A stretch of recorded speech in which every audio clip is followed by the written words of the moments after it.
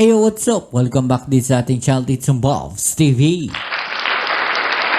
Alright, so tayo nagbabalik ulit mga babaeng para sa isa na namang reaction, video at komentaryo. At ngayon ipag-uusapan natin ang balita mula sa channel ni kapatid na John Reps.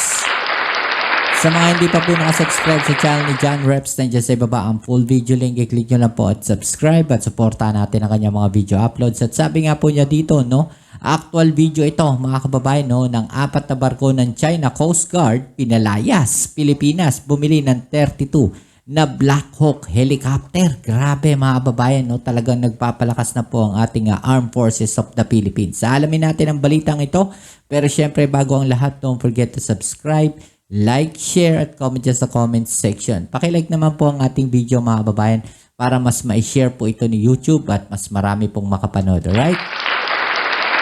So, huwag na natin patagalin, umpisahan na natin to. Let's go. Dahil sa utos ni Pangulong Marcos Jr. na palakasin ang territorial defense ng bansa, ay nagsagawa ng live fire exercise ang Philippine Army. Pero ang mga bagong artillery system nito ay makailang beses umanong pumalya. Alamin ang buong detalye mamaya.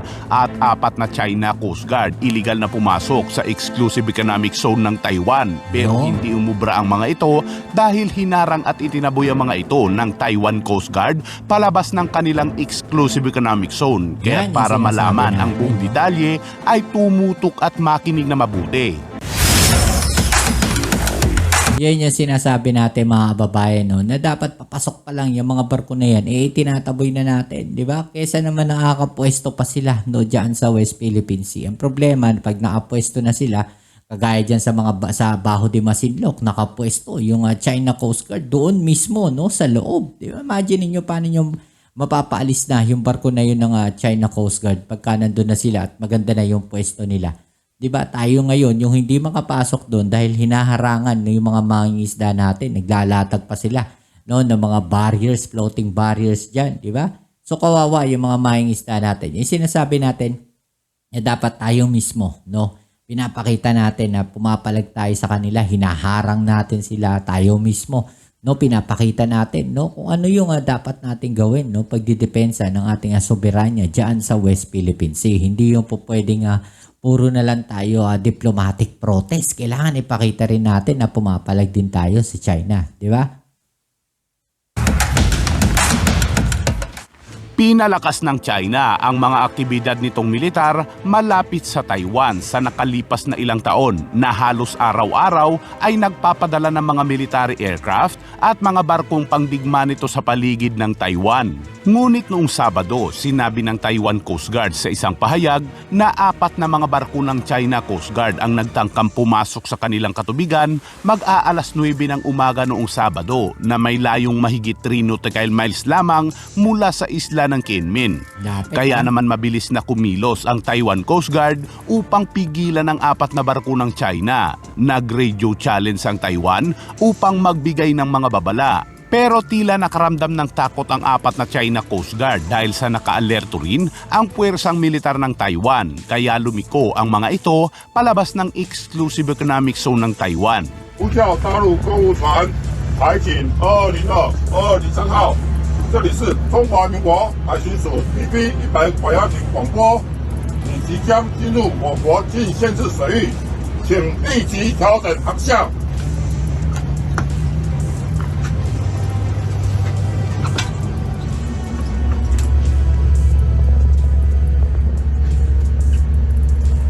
Di sumasagot yung barko ng China, di ba? Ganyan sila mga babayan, Di sila sumasagot sa mga radio challenge. Aagad namang nanawagan ang Taiwan sa China na itigil na ang mga ganong pag-uugali upang maiwasan ang pag-trigger ng hukbong dagat. Pero sumagot ang China Coast Guard sa isang pahayag na ang mga barko umano nito ay legal na magpapatrolya sa mga lugar ng Taiwan. Noong nakaraang buwan, sinimulan ng China Coast Guard ang mga regular na pagpatrolya sa paligid ng Kinmen matapos matudas ang 2 mangingisdang Chinese habang sinusubukang tumakas sa mga tauhan ng Taiwan Coast Guard matapos makapasok ang kanilang bangka sa ipinagbabawal na tubig ng Taiwan. Sinabi ng opisyal ng Taiwan na ang pagpasok ng China Coast Guard sa Kinmen ay hindi nagdulot ng malaking banta sa seguridad, ngunit naging komplikado ang sitwasyon dahil sa hindi maayos na pag-uugali ng China. At sa ibang balita naman mga kabayan, sa patuloy na pagpapalakas ng puwersang militar ng Pilipinas sa gitna yan ng tumataas na tensyon sa West Philippine Sea, nakatakdang tumanggap ang Pilipinas ng bagong batch ng S-70I Black Hawk Combat Utility Helicopter. Ayon sa mga ulat, ang American Aerospace at Arms Company na Lockheed Martin at TCL Melec ay naghahanda na ihatid ang unang batch ng pangalawang order ng Pilipinas para sa mas maraming S-70I Black Hawk Combat Helicopter para sa Philippine Air Force. Ang Embahada ng Poland sa Maynila ay iniulat na sinabi sa isang pahayag na ang mga helicopter ay inaasahang maihahatid sa Hunyo. Bagamat ang Philippine Air Force ay nagpapatakbo na ng 15 unit ng S-70I Black Hawk Combat Utility Helicopter, isang karagdagang kontrata para sa 32 Black Hawk Helicopter na nagkakahalaga ng 32 bilyong pesos na nilagdaan upang palakasin ang kakayahan sa transportasyon ng militar ng bansa, kasama sa bahagi ng package ang pinagsamang support sa logistic, isang pakete ng pagsasanay para sa mga piloto at maintenance crew. Ayon sa orihinal na schedule, ang Pilipinas ay tumanggap na ng unang 5 noong 2023 na susundan pa ng 10 ngayong 2024 at 10 unit din sa 2025 at ang huling 7 naman ay sa 2026. Importante to mga babae no, na magdagdag tayo ng mga ganitong military assets. Hindi lang po ito kasi pang external defense. Sa internal defense, magagamit din natin to. Sa mga operations po ng Armed Forces of the Philippines, no, doon sa mga internal defenses po natin. Diba? Ibig sabihin, yung ano man yung mga nangyayaring kaguluhan dito sa loob no, ng ating bansa, magagamit natin yung mga ganitong klaseng Black Hawk helicopter. Diba? Kapag nakumpleto na ang paghahatid, ang Philippine Air Force ay magiging isa sa pinakamalaking operator ng S-70I Black Hawk helicopter sa mundo. Kabilang sa mga pangunahing tungkulin ng mga helicopter na ito ay ang paghahanap at pagsasagip o search and rescue, limitadong suporta sa himpapawid, pagpapadala ng mga tropa at tumulong sa mga kalamidad. Ang Philippine Air Force ay naka-schedule din na formal na makuha ang pangalawa sa dalawang US Lockheed Martin C-138 Tactical Transport Aircraft na magpapalakas sa kakayahan nitong maghatid ng mga tauhan sa paligid ng iba't ibang peacekeeping mission. Ang mga pagkuha ng mga ito ay pinaniniwalaang ang modernisasyong militar ni Pangulong Ferdinand Marcos Jr. ay naglalayong labanan ang mga banta sa rehiyon, partikular na sa West Philippine Sea. Muling pinagtibay ng Pangulo ang kanyang pangako na gawing moderno ang Philippine Air Force bilang custodian of the sky. Samantala, ilang beses namang pumalya ang bagong artillery system ng Philippine Army sa isinagawang live fire exercise sa Capas Tarlac. Kung ano man yung nakita, naging performance ng mga assets natin sa ground, no? Kanina, titingnan namin lahat yan. And yun nga, sabi ko kanina, part of our exercise is the validation ng ating mga capabilities. And kung ano man yung nakita nyo kanina, malamang nakita rin ng ating mga observers, controllers yan. And this will be subjected to validation for the information ng ating decision maker sa Headquarters Philippine Army for the appropriate and necessary action. Ang nasabing military drill ay wala daw spesipikong bansa na pinaghahandaan, pero malinaw naman sa ating lahat na ito ay laban sa China. Bahagi daw ito ng pagsunod sa utos ni Pangulong Marcos na palakasin ang territorial defense ng bansa.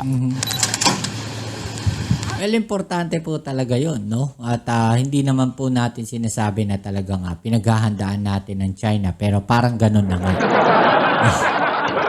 Yung mga internal defense at external defenses ay pinapatuloy po, no, na pinapalakas ng ating gobyerno ngayon. Pero mas kailangan natin ng mga barko, no, na pangpatrolya dyan sa West Philippine Sea para mas makontrol natin, no, yung ating soberanya dyan po sa parte na yan ng Pilipinas, dyan po sa karagatan na yan, diba? So kung kulang tayo ng mga barko, mahihirapan talaga tayo.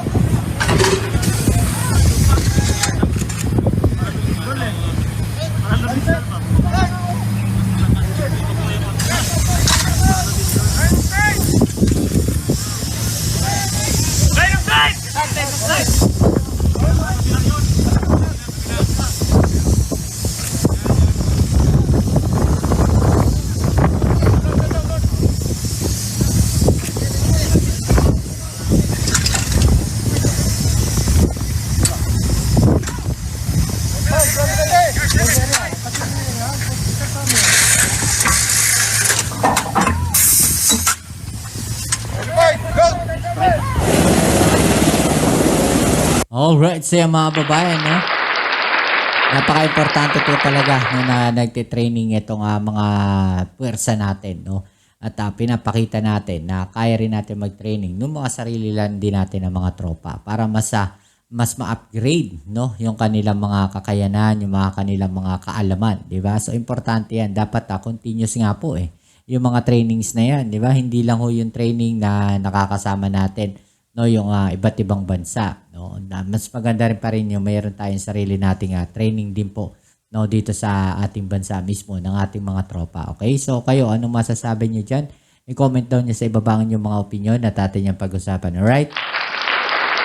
So yan, muli maraming salamat sa lahat ng mga patuloy na nakasuporta dito sa ating channel. At kung bago ka pa lang, please don't forget to subscribe, like, share, at comment dyan sa comment section at i-click ang notification bell para ma-update kayo sa mga latest video uploads natin. Kita-kits tayo sa ating next video. Ito muli ang inyong Kuya Mobs sa Mobs TV. Peace. I'm out.